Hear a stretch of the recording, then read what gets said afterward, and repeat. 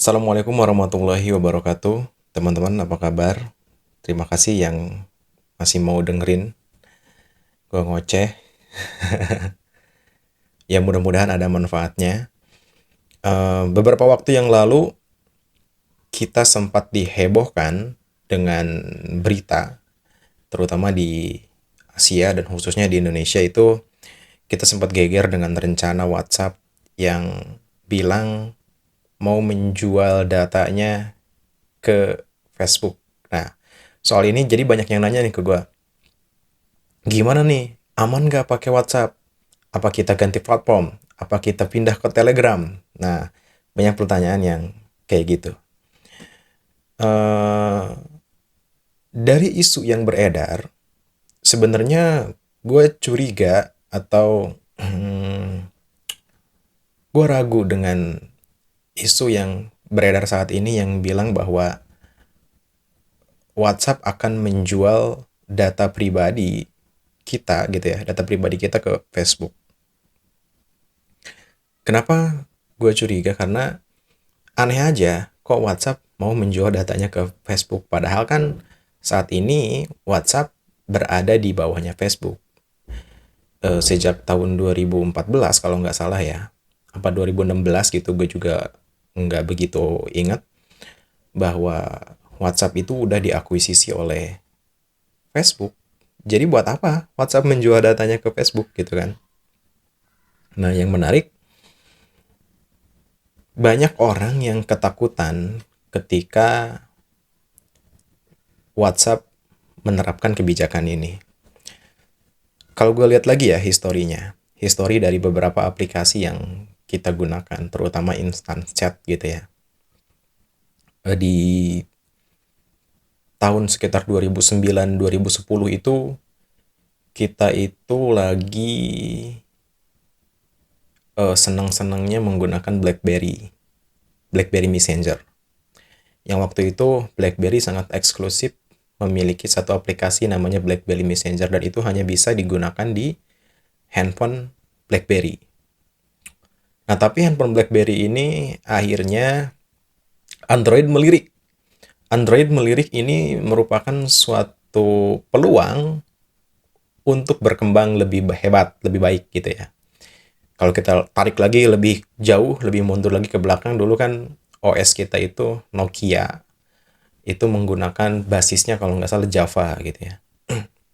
Kemudian beralih ke Android dan Android ini Nokia itu ditawarin oleh Android untuk menggunakan operasi sistem dari mereka. Tapi Nokia nggak mau, akhirnya Samsung lah yang ambil peluang ini gitu ya. Akhirnya Samsung meledak begitu hebat dengan sistem operasi sistem Androidnya.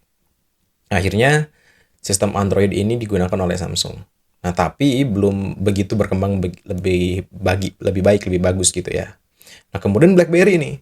BlackBerry ini meluncurkan satu aplikasi instant message gitu ya. Yang simpel, ada emojinya dan gak ribet gitu. Nggak seribet kita update status di Facebook. Ya artinya aplikasi ini bisa digunakan eh, antar personal, orang ke orang gitu lah ya. Bukan bukan publik, bukan publik, bukan bukan bukan yang sifatnya kita update status dan semua orang yang punya akses ke internet bisa lihat, nggak kayak gitu. Tapi BlackBerry Messenger ini lebih ke privasinya lebih kejaga antara saya dengan siapa gitu nanti yang punya PIN BB-nya. Nah, dari situ muncul, tapi lama-kelamaan karena di handphone-handphone Android juga sudah bisa pakai aplikasi BlackBerry Messenger, akhirnya BlackBerry juga punah karena kan OS itu harus didukung, platform itu harus didukung oleh hardware-nya gitu ya. Jadi percuma kita punya OS yang bagus, tapi distribusi hardware-nya itu dikit gitu loh ya. Orang itu harus mengeluarkan biaya lebih banyak untuk beli handphone BlackBerry hanya untuk menikmati BlackBerry Messenger. Nah, ketika dilirik oleh Android dan Android mau mendevelop itu dan akhirnya BlackBerry Messenger bisa dinikmatin oleh semua orang yang punya handphone berbasis Android. Nah, tapi ternyata ini nggak lama. muncullah sebuah aplikasi yang lebih simpel, lebih mudah, dan eh, lebih privat gitu loh ya. Karena kan kalau pin itu bisa di-share, bahkan ada broadcast pin gitu loh ya. Nah, ada aplikasi yang lebih simpel dan gak ada broadcast. Waktu pertama diluncurkan namanya WhatsApp. Nah, WhatsApp ini sebetulnya juga adalah aplikasi yang pernah menggeser rajanya instant message gitu ya waktu itu, yang bernama BlackBerry Messenger. Nah, akhirnya WhatsApp sekarang menjadi aplikasi yang besar, yang banyak digunakan. Hampir 85% pengguna Android di Indonesia punya aplikasi WhatsApp. Kenapa saya katakan 85%? Nggak lebih besar dari itu angkanya, karena banyak pengguna Android yang kayak tab gitu ya, itu bukan bukan untuk bersosial media, tapi buat anak-anak untuk nonton aja. Itu kan Android juga. Kemudian, nah begitu WhatsApp itu diakuisisi oleh Facebook, sebetulnya pendiri WhatsApp-nya itu nggak setuju bahwa WhatsApp ini diakuisisi oleh Facebook. Kenapa? Karena dia sangat tahu betul bahwa eh, Facebook ini sangat ahli dalam mengolah yang namanya big data. Big data itu apa sih? Big data itu gini, ada sengkumpulan data besar, banyak gitu ya. Dan dengan robot, dengan data analitiknya, itu bisa diberikan kepada orang-orang yang membutuhkan itu. Contoh kecil kayak gini. Ada revolusi iklan. Dulu itu iklan harus di TV dan biayanya mahal. Tapi sekarang ada namanya IG Ads, Facebook Ads, Google Ads gitu lah ya. Nah, data-data yang dimiliki oleh Facebook itu tuh dianalisa. Makanya orang yang beriklan di IG Ads atau FB Ads itu lebih efektif dibandingkan dengan dia beriklan di billboard misalkan atau di TV. Kenapa? Karena data di billboard dan data di TV itu bias. Sedangkan data di IG Ads ada yang namanya pixel, orang-orang yang punya ketertarikan yang sama terhadap produk yang akan kita jual. Nah, itu dicariin nih, termasuk kotaknya di mana, kemudian usianya berapa, pendapatan per bulannya berapa. Nah, itu bisa kita tentukan. Dan ini lebih tertarget cara iklan seperti ini. Nah, sejak 2016 apa 2014, saya lupa lagi data pastinya, ketika WhatsApp ini diakuisisi oleh Facebook, WhatsApp itu langsung menjadi miliknya Facebook dan Facebook langsung memberikan respon bahwa nanti ke depan akan ada namanya WhatsApp Ads. WhatsApp Ads ini adalah untuk kebutuhan bisnis sebetulnya. Jadi WhatsApp Ads ini polanya sama kayak IG Ads tadi gitu ya. Jadi kita itu biasanya yang bisa melihat status WhatsApp kita, dan kita juga yang bisa melihat status WhatsApp orang itu ketika saling save kontak, bener nggak? Saling save nomor. Nah, kalau kita nge-save nomor orang lain dan orang lain itu nge-save nomor kita juga, kita bisa melihat status WhatsApp kita, status WhatsApp orang tersebut. Nah, dengan adanya WhatsApp Ads nantinya, kita itu nggak perlu nge-save kontak orang banyak. Kenapa? Karena kontak kita, status WhatsApp kita itu akan disebar oleh WhatsApp melalui big datanya dia kepada orang-orang yang potensial market. Potensial market itu adalah orang-orang yang punya kecenderungan terhadap produk yang kita jual. Nah, term and condition itu yang sekarang ini diributkan dan banyak orang yang salah menafsirkan hal itu. Sebetulnya bukan data pribadi kita yang akan dijual, tapi Facebook akan mengcollecting kebiasaan-kebiasaan kita menggunakan WhatsApp dengan mengolah itu dan nantinya menjadi bahan jualannya mereka. Ya, gitu kira-kira. Dan lagian, kalau kita sudah memutuskan untuk gabung menjadi masyarakat global dan menjadi pengguna internet, menurut saya sudah tidak ada lagi data privat. Tidak ada lagi data yang benar-benar bersifat pribadi. Ketika kita sudah memutuskan untuk gabung menjadi komunitas besar dunia, dalam hal ini adalah internet, kita sudah tidak memiliki data pribadi yang benar-benar privat. Kenapa? Karena HRD pun saat ini sudah mulai memilih karyawannya, salah satu data seleksinya atau orang itu lolos atau enggak dalam sistem seleksi mereka dengan melihat dan menelusuri sosial media yang kita miliki. Nanti HRD akan melihat, nih orang ini lebih banyak galaunya atau lebih banyak inovasinya. Status-statusnya di Facebook lebih banyak status yang negatifnya atau lebih banyak yang positifnya. Nah, itu bisa kelihatan tuh sama HRD. Jadi, begitu kita ingin memprivasi data kita, sedangkan kita masih memilih menjadi pengguna internet, menurut saya ini adalah hal yang mustahil. Kenapa? Karena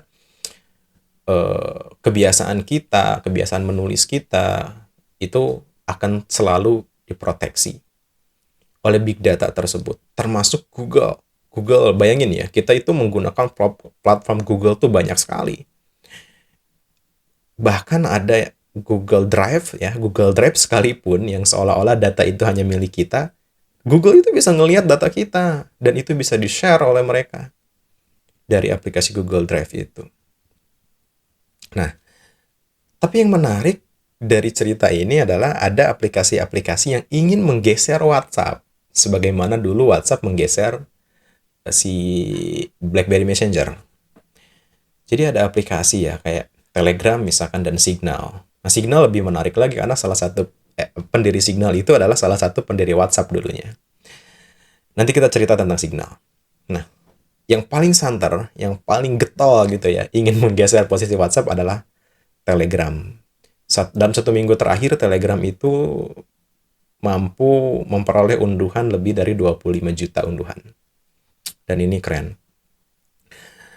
Telegram itu, nah, terus kan pertanyaannya gitu kan ya, pertanyaannya pindah nggak nih dari WhatsApp ke Telegram? Menurut saya sih sama aja, tergantung kebutuhan kita. Kita butuh apa? Karena secara fitur Telegram itu lebih banyak, Telegram itu lebih kaya akan fitur. Tapi soal keamanan belum tentu juga lebih aman dari WhatsApp. Karena saat ini saya menggunakan aplikasi Telegram itu hanya untuk sekedar sharing di kelas menulis atau melihat apa namanya channel-channel yang saya ikutin untuk info-info tertentu.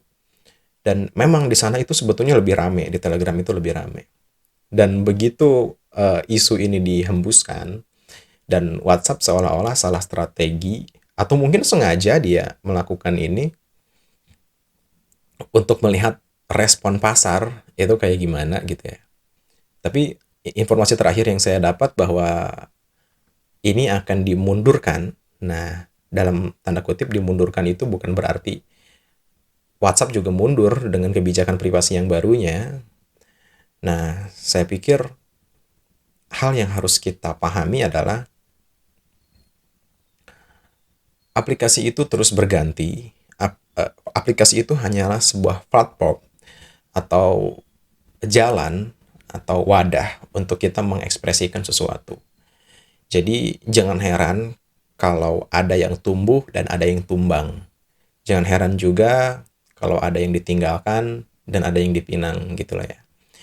Jadi mungkin ke depan ini tuh saya melihat kayak gini, kayak seolah-olah pertarungan di sisi WhatsApp sedang diuji apakah dia akan terus-terusan komersial, karena Facebook ini kan terus-terusan komersial gitu ya, melalui IG Ads-nya, melalui FB Ads-nya gitu ya. Instagram juga dulu kan nggak ada IG Ads, tapi setelah diakuisisi sama Facebook, Instagram dengan tak berdaya memiliki kebijakan itu, adanya IG Ads. Tapi ini kan bukan berarti IG menjadi hal yang negatif, justru ini menjadi hal yang positif untuk para pelaku industri, para pelaku pasar, para pengiklan. Teman-teman kita di UMKM itu banyak yang terbantu loh dengan adanya IG Ads itu. Coba bayangin, sekarang itu ketika kita update status di WhatsApp, yang ngelihat cuma sedikit. Teman-teman UMKM kita itu perlu nge-save banyak kontak untuk dapetin untuk bisa statusnya itu dilihat oleh orang banyak. Mungkin dengan adanya WhatsApp Ads nantinya, kita nggak perlu banyak kontak, tapi status WhatsApp kita bisa dilihat oleh banyak orang. Tentu ini berbayar dan ini menjadi keuntungan buat Facebook nantinya. Ya nggak jadi masalah, orang mereka juga yang punya platform gitu kan. Kita kan hanya pengguna. Kalau emang benar-benar ingin rahasia data kita, ya udah Pak, kirim surat lagi aja lewat burung kayak zaman dulu gitu kan. Nah, jadi sekarang itu seolah-olah WhatsApp ditantang untuk menurunkan apa? Untuk menurunkan dia itu jangan kayak gitu terus loh ya, pragmatismenya gitu ya, untuk menjadi idealis, untuk hanya melayani user seolah-olah itu aplikasi ini dibuat untuk user gitu lah, bukan untuk kepentingan bisnis. Sedangkan aplikasi lain ditantang untuk menggeser WhatsApp. Bagi saya ke depan challenge-challenge seperti ini tuh akan terus berkembang, akan terus beradu antara bukan cuma WhatsApp dengan Telegram, mungkin nanti Telegram juga akan digeser lagi sama aplikasi lain yang lebih menarik. Sebagaimana dulu BlackBerry Messenger itu adalah aplikasi yang sangat menarik banget bagi anak-anak muda. Tapi kegeser dengan adanya WhatsApp. Sekarang siapa coba saya tanya yang pakai BlackBerry Messenger? Ada nggak yang dengerin podcast ini? Pasti nggak ada kan? Yang dengerin podcast ini juga udah. Mungkin ada beberapa di antara kalian yang nggak tahu apa itu BlackBerry Messenger. Ya, bahkan dulu sebelum BlackBerry Messenger itu adalah namanya Yahoo Messenger. Gila, lebih keren, lebih jauh lagi tuh sejarahnya ya. Oke, kesimpulannya adalah ketika kita memutuskan untuk bergabung dengan masyarakat global, dalam hal ini adalah internet, jangan pernah berpikir bahwa data kita benar-benar aman. Data kita selalu dimonitor oleh satu hal yang namanya big data. Maupun itu big datanya Facebook, ataupun big datanya Google. Terima kasih. Itu saja. Wassalamualaikum warahmatullahi wabarakatuh.